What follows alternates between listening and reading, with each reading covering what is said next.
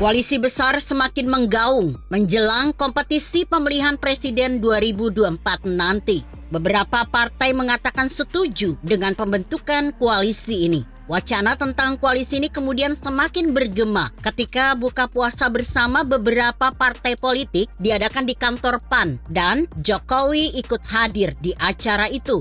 Kehadiran Jokowi sebagai tanda koalisi ini direstui. Apalagi yang ikut bergabung adalah partai-partai pendukung pemerintah minus PDIP. Hal yang menarik adalah nama Jokowi selalu terbawa, terutama dalam perolehan restu. Saat Koalisi Indonesia Bersatu (KIB) yang terdiri dari Golkar, PAN, dan P3 dan Koalisi Kebangkitan Indonesia Raya (KIR) yang terdiri dari Gerindra dan PKB membentuk koalisinya masing-masing, Jokowi selalu merestui. Ini berbeda dengan Koalisi Perubahan untuk Perbaikan (KPP) yang beranggotakan PKS, Nasdem, dan Demokrat yang sekarang dianggap tidak sejalan dengan pemerintahan. Walaupun Nasdem masih dalam pemerintahan, tentu ada sesuatu pada Jokowi. Jokowi sejauh ini menurut hasil survei memiliki tingkat kepuasan kinerja yang cukup besar. Disinilah daya tarik Jokowi. Mereka ingin mengambil efek ekor jas, sebuah terminologi yang digunakan untuk mendapatkan efek positif dari tokoh yang diikuti. Setidaknya dapat diartikan pihak yang disukai Jokowi akan disukai juga oleh para pendukung atau pemilih Jokowi. Selain itu, daya tarik tersendiri adalah Jokowi sebagai pemerintah yang berkuasa yang memiliki kekuatan politik yang besar. Jika dilihat dengan seksama, Golkar menjadikan dirinya sebagai trend center. Golkar sadar betul walaupun partai berlambang pohon beringin ini telah membentuk koalisi KIB bersama PAN dan P3. Namun mereka belum punya capres yang potensial. Tidak ada kader dari salah satu partai di KIB yang menonjol berdasarkan hasil survei. Jadi mereka harus realistis. Harus mencari kader lain yang bersedia jadi capresnya. Kalau tidak ada yang bersedia, maka mau tidak mau mereka harus bergabung pada koalisi lain yang sudah memiliki capres. Golkar paham betul dengan dinamika yang ada. Dari dulu mereka lihai dalam bermanuver untuk mengamankan kepentingannya. Manuver Golkar yang mendekati koalisi Gerindra pun disambut baik oleh Gerindra dan PKB yang sudah duluan membentuk koalisi KIR. Gerindra menyadari penting untuk mengajak pihak lain untuk bergabung. Pasalnya, semakin besar koalisi maka semakin besar sumber daya yang dapat digunakan untuk meraih kemenangan di Pilpres. Apalagi Golkar datang membawa gerbongnya, yakni PAN dan P3. Golkar paham bahwa Gerindra akan menyambutnya dengan tangan terbuka karena jika Gerindra enggan, koalisi lain akan siap menampung seperti dari KKP dan PDIP. Manuver Golkar ini membuat partai-partai lain tertarik untuk bergabung. Sebut saja Partai Perindo, PBB, dan PSI. Merespon positif keberadaan koalisi besar ini. Demikian juga PDIP yang menyatakan kesediaannya bergabung. Jika ditelisik lebih dalam, koalisi besar ini adalah cara partai-partai pemerintah untuk menggertak PDIP yang selama ini cenderung diam dan angkuh. PDIP memiliki suara di parlemen yang memenuhi syarat untuk mencalonkan sendiri capresnya, walaupun tanpa berkoalisi. Namun sejauh ini partai besutan Megawati ini cenderung wait and see.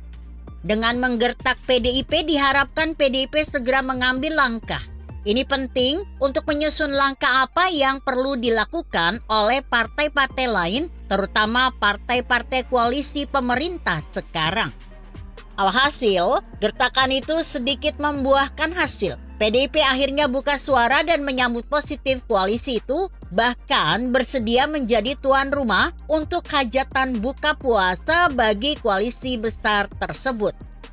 PDIP juga menyampaikan permintaannya bahwa akan bersedia bergabung dalam koalisi apabila kadernya yang jadi capres. Terlepas dari itu, gertakan tersebut membuahkan hasil. Pasukan yang besar tidak selalu membuahkan kemenangan. Semakin besar koalisi tidak menjamin kemenangan. Hari ini, masyarakat Indonesia masih lebih memilih figur, bukan partai politik. Apalagi tingkat kepercayaan terhadap partai politik dan anggotanya di parlemen tidak signifikan. Berbagai skandal korupsi dan transaksi politik untuk tujuan pihak tertentu, bukan untuk rakyat pada umumnya, membuat dua institusi tersebut kurang membuat masyarakat bersimpati. Rakyat lebih suka memilih figur, sehingga menjadi hal yang wajar bahwa penentuan capres dilihat berdasarkan hasil survei figur. Hal ini bisa dilihat dalam Pilpres tahun 2019. Koalisi parpol pengusung pasangan Prabowo Sandiaga Uno adalah koalisi terbesar, mengalahkan pengusung koalisi parpol Jokowi Ma'ruf Amin. Akan tetapi, hasil Pilpres dimenangkan oleh pasangan Jokowi Ma'ruf Amin. Hanya saja, keuntungan koalisi besar adalah membuat capres dan wakilnya akan terbantukan dalam kampanye, baik dari segi pendanaan dan juga tim di lapangan, sehingga mempermudah sosialisasi atas figur yang diusung. Pohon akan kokoh dan kuat jika akar-akar penyokong kuat. Koalisi besar sebenarnya akan sangat penting ketika Pilpres telah usai, yakni dalam pembentukan pemerintahan yang kuat.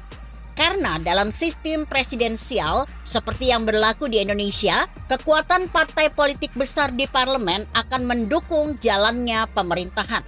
Pentingnya hal tersebut dapat dilihat pada era Jokowi Ma'ruf sekarang ini, di mana mayoritas anggota DPR yang mewakili partainya masing-masing bergabung dalam barisan partai pendukung pemerintah. Jadi wajar kalau Undang-Undang Cipta Kerja mudah diloloskan yang kemudian bermetamorfosis menjadi Perpu Cipta Kerja karena undang-undang tersebut dibatalkan oleh MK. Terlepas dari itu semua, kondisi politik tanah air masih akan berdinamika. Iklim politik masih sangat mungkin akan berubah, bahkan hingga di detik-detik penentuan capres dan cawapres.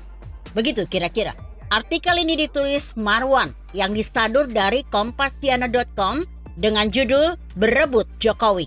Bagaimana pendapat Anda? Jika Anda berpendapat lain, tuliskan komentar Anda di bawah ini. Saya Emma, Karisma 90.